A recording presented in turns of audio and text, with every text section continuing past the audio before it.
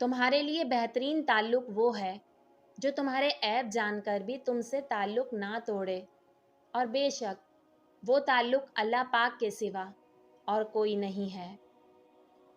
درد کتنا بھی ہو، اللہ کے آگے رونے سے سکون میں بدل جاتا ہے۔ اور پھر میں نے لوگوں سے زیادہ اپنے اللہ پاک کو راضی کرنا مناسب سمجھا۔ انسان واحد ایسی مخلوق ہے جس کا زہر الفاظ میں ہوتا ہے۔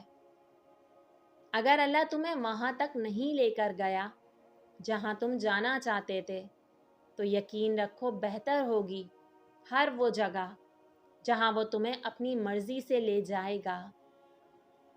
ان لوگوں کو کھونے سے ڈرو جن کے نزدیک دوستی کے رشتے خون کے رشتوں سے زیادہ عزیز ہوں۔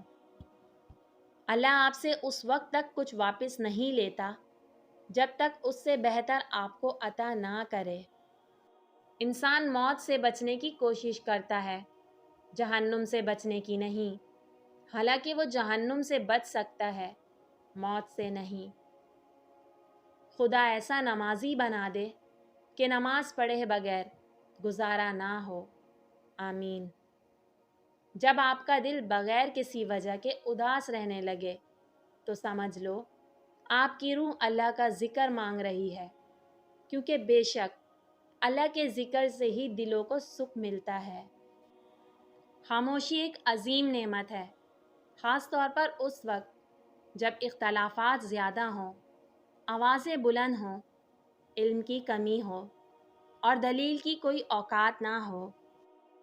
جہاں سچائی اور خلوص نظر آئے وہیں دوستی کا ہاتھ بڑھاؤ، ورنہ تنہائی تمہاری بہترین ساتھی ہے۔ فرمان حضرت علی علیہ السلام ہے، لوگوں کو اسی طرح معاف کرو جیسے تم خدا سے امید رکھتے ہو کہ وہ تمہیں معاف کرے گا۔ صبر پہلا قدم ہے شکر کی طرف بڑھنے کے لیے۔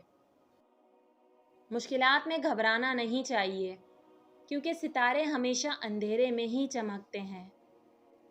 مصیبت کا مقابلہ صبر سے کرو اور نعمتوں کی حفاظت شکر سے۔